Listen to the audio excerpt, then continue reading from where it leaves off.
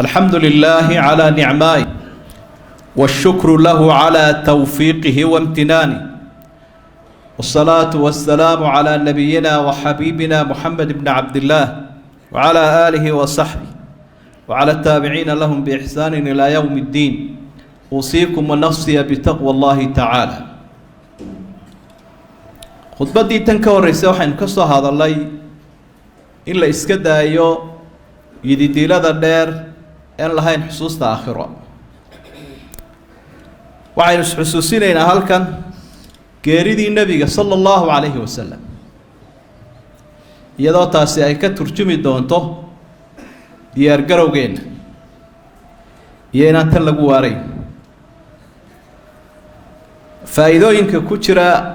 xagga dambe aynu ka xus insha allahu iyo cibarkii iyo waxyaabaha casharada laga qaadanayo qodobo ku saabsan geeridaas nabiga calayhi salaatu wasalaam iyo macluumaadka ku xeeran haddaynu qaar ka soo qaadanno bukhaari waxaa saxiixiisa ku sugan inuu nebigu sala allahu calayhi wasalam maalin maalmaha ka mid a asxaabta khudbad u akhriyay isagoo ku tababaraya inay aakhiro u diyaargaroobaan naftiisana tusaale uga dhigaya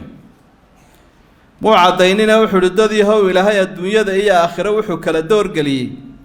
labadaa kala dooransiiyey addoomaha ka mid a addoonkaa isaga ahi aakhiruu doortay abubakar sidiiq baa ilmeeyey xadiidka asxaabiga warinaya abi saciid wuxuu yihi waan la yaabay abubakar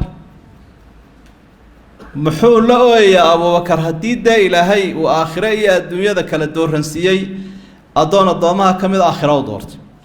laakiin wuu naga aragti dheeraayo wuxuu garanayay addoonku nebigu sheegayaa inuu nebiga yahay sala allahu calayhi wasalam oo nebiga markii adduun iyo aakhiro la doorgeliyey aakhiruu doortay iyo ilaahay agtiisa waxa yaalle wanaaga ahlulcilmi culimadu waxay xusaan nebiga inuu ilaahay u kulmiyey sala allahu calayhi wasalam nebinimadii iyo shahiidnimadii taana waxay u daliishadaan xadiidkii xusaya in nebiga la suneeyey sala allahu calayhi wasalam nimanka yahuudda abuu maalin ugu tegay meeshii ay deganaayeen khaybar la odhanayay way suneeyeen rasuulka sala allahu calayhi wasalam neefkii adhiga ahaa ee ay usoo sameeyeen ay usoo shiileen sun bay uga dareen wuu iska tufay laakiin cunaha ayay ka waxyeelaysay xaaskiisa caaishuu la hadlayay oo wuxuu lahaa suntii maalinta ay soo gaadhay hadda i kala goysay xididkaa garka wadnaha nebiga calayhi salaatu wasalaam wakhtigaa uu sii dhimanayay ayaa waxaa ku bilaabmay madax xanuun aada u badan oo dhibkiisu uu badan yahay oo sidaa uu sheegayo suntaasi ay sabab u ahayd nebigu calayhi salaatu wasalaam wuxuu xiiseynayey in guriga caaisho uu joogo intaa uu bukaanka yahay maadaama ay ahayd qof aada iyo aada ugu heela nebiga calayhi salaatu wasalaam hawshaan aada u qaban karta da-yaroo ka xoog badan dumarka kale wuxuu odhan jiray halkeen joogaa berito waa la wareejinayay markaa isagoo cadaalad samaynta dumarku aanay waajibba ku ahayn haddana nebigu calayhi salaatu wasalaam wuu cadaalad samayn jiray dumarkiisa markaa isagoo bukaa kolba xaafad la geynaya aroorta xaggee la geynaya guriga caaishuu doonaya markay dumarku taa ogaadeenna way fasaxeen oo waxay yidhahdeen halkaad doontaad iska degi kartaa caaisha allaha ka raali noqdo iyadoo ka warramaysa geerida nebiga sala allahu calayhi wasalam iyo siday u kululayd ama sakaraadkiisu u adkaa waxay leedahay markaa sakaraadku uu ku yimi wuxuu codsaday in lasoo hordhigo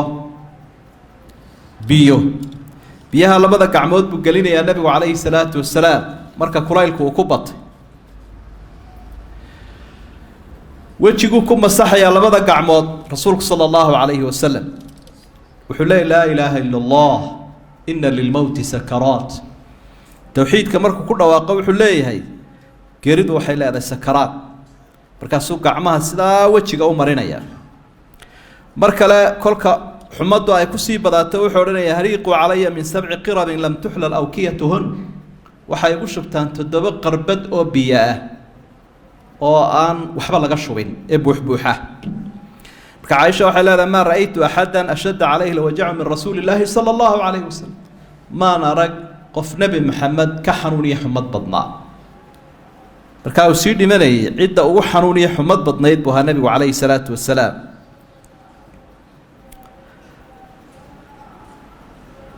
waxa nabigu kaleey salaatu wasalaam ag joogto iyaduna ka ag dhaway inantiisi Faatima radiyallahu anha oo iyaduna arkaysa xaaladda nabiga aabaheedna aad u jeclayd caruurtiisiina kaligeed kala joogto ugu dambeysayba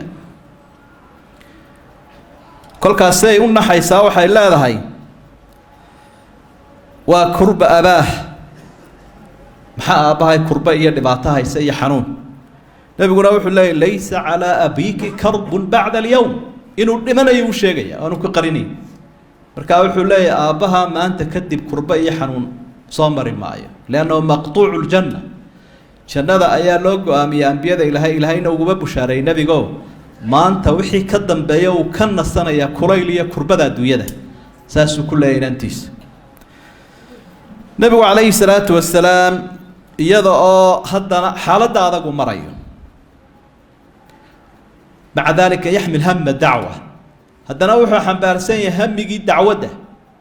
hawshiisa u muhiimsan adduunya la dhaqiyo dad kale ma ahayna dacwadda hadiya dadka ilaahay la gaarsiiyo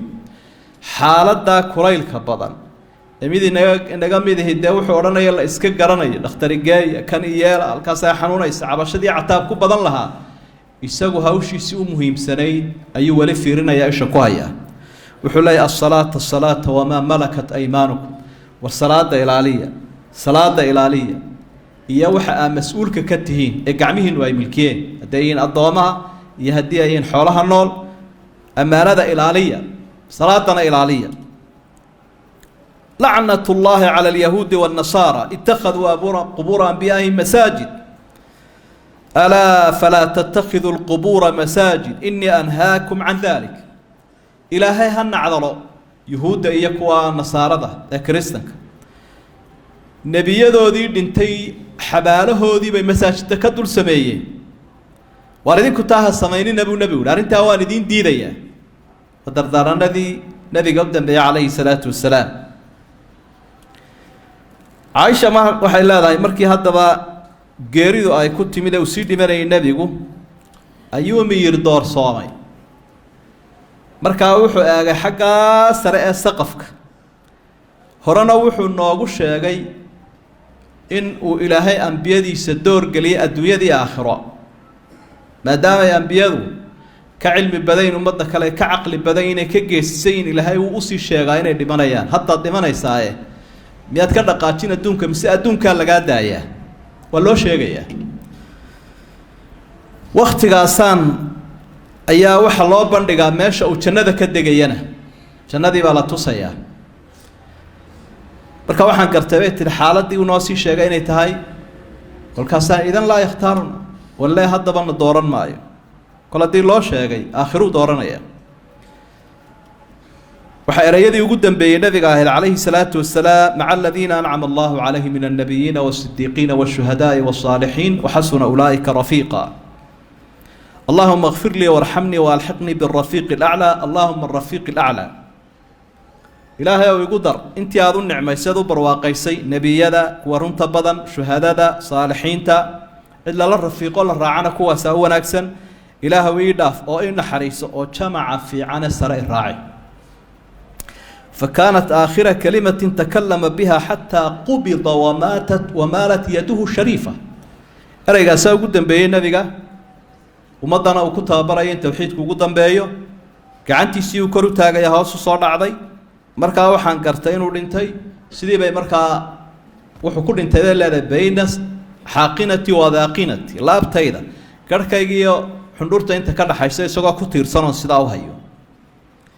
geesinimada Caaisha darkaysa radiyallahu anha iyo wixii nabigu ka filayay ka soo baxday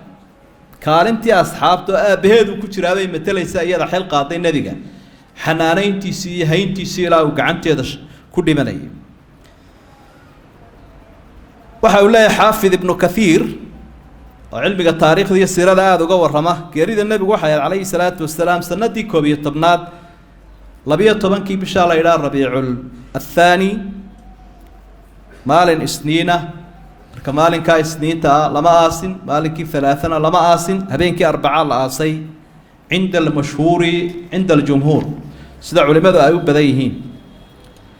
وحسب لو كو إيمانه النبي قمتنا عليه الصلاة والسلام تركي الشريف كود إلهي ذا إلهي قبري قاعد عني ميسو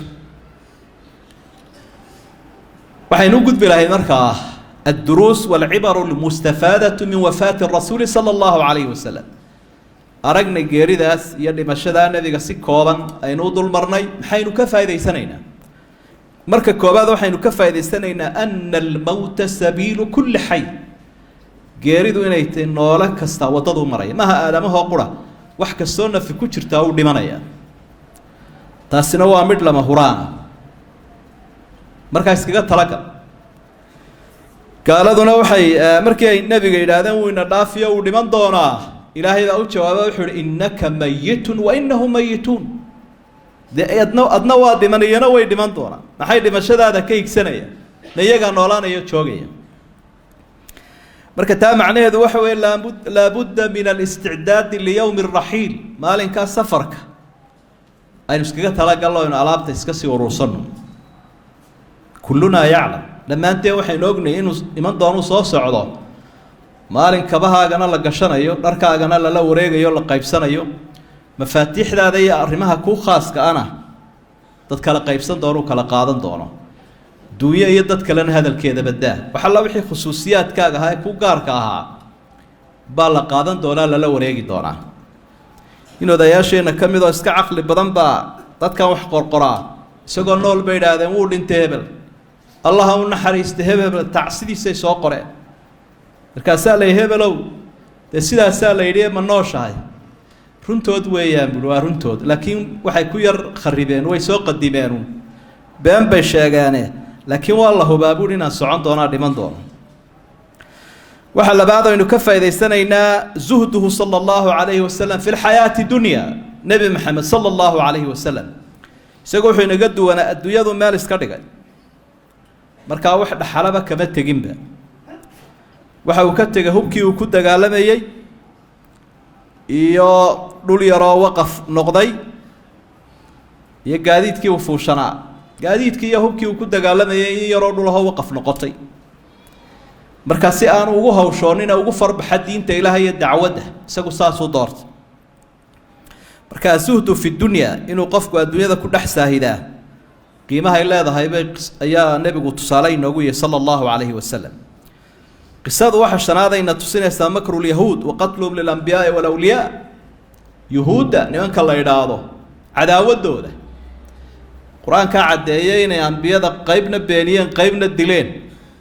قف كستو ونكسنو إلهي كأمر قادنا يؤدون دبواه يهودي وعدو بويه مركاتا دركتا عد يهودي الله صاحبه أما وتشيبين إيسا معناه ذو وحويان دتك السهر جدا دين إلهي دتك إلهي وأنا تأذر كيسا أنبياء دي كذا تبي لاين نبي الله محمد صلى الله عليه وسلم يسجنا سحر بي كديان سنة وي كديان قعنا إني كدلا ويس كديان سمو قطيع سقر صامبا مركا خطرته هذا إن أمرنا ولا آمنين بقصده تاجن تتصالوت وحي قصده إنه موتشنا يسا أن موته صلى الله عليه وسلم من أعظم المصائب لما شهد النبي يقول لباتوين كي هو ينايا دتك مسلمين تاسوق قاري انت ادويه دا كنا ولا وي استغفر تاسوت انه شيغا وحو اذا اصاب احدكم مصيبه فليذكر مصابه به فانها من اعظم المصائب مديدين كيدين كميده هدي دباته كتيمادو نفتيسا اهلكيسا اصحابتيسا امديسا هاي اسكو قنعيه دمشدايدي مصيبه او وين باي هيده هيراado de nabigiiba uu dhint marka qofka ilmihiisa u barooranaya ama walaalkii ama aabihii marka tiraadee nabi maxamed badhimay miyuu ka wanaagsanaa kaagu waa inuu sabir ku qaataa sidaasay dareensanayeen saxaabadu ridwaanullaahi calayhim anas ibn malik wuxuu leeyahay khaadimkii nabiga markii uu rasuulku madiina yimi sallallahu alayhi wasallam hijrada sanadii koobaad adaa kullu shay wax kasta uu iftiimay isbedel baa nagu yimi markii uu maalintaa u dhintayna adlama kullu shay xataa ankarna quluubana wax waliba markuu dhintay wuu madoobaaday ilaa annagu aanu qalbigayagii garan weyno annaga laftigayga aanu isafgaran weynay marka halkaa waxaad ka arkaysaa saxaabadu ridwaanullaahi calayhim qiimaha iyo fadliga iyo faa'iidada nabiga yaqaaneen sala allahu calayhi wasalam waxa lixaadoo qisada aynu ka faa'idaysanaynaa akhdu tarakati wujuubu akhdi tarakati nabiyi sala allahu calayhi wasalam nebi maxamed inaynu qaadano dhaxalkiis isagii dhimay laakiin dhaxal buu ka tegey halkuu tegay iyo jannada ina gaadhsiin kara haddaynu cuskanno waxaan idinka tegay buuri kitaabka ilaahay iyo sunnadiisa sunnada rasuulka sala allahu calayhi wasalam haddaad qabsataanna lumi maysaan ereygaasuu isticmaalaya abi hureyre intuu suuqa madiine tegay buu ganacsatadii wax kala iibsanaysay la hadlo wuxuu ihi ma halkanaad joogtaan dhaxalkii nebigana waa la qaybsanayaa masjidkaa lagu qaybsanayaa markay yimaadeenna wuxuu ihi dee cuud iyo xoola idinmaan sheegaynina waa cilmiga ah loo fadhiya xalqadahaasa ka qayb gala xooluhunba ku mashquulsantiina qisada waxay noo sheegaysaa tawxiidku qiimaha uu leeyahay in qofka ama ummadda caqiidadoodu ay saxan tahay oo cibaadadooda ay saxan tahay haddii caqiidada iyo cibaadadu dadka ka xumaadaan dal kasta iyo dad kasta wax faa'iido u yeelanayaa ma jiro aayahoodii wuu dhintay waana ta uu ku mitidaya nebigu salaada ilaaliya buu leeyahay tawxiidkana ilaaliyo sida nimankaasi diintii ay uga leexdeen ay u gaaloobeen yuhuuddi iyo nasaaradu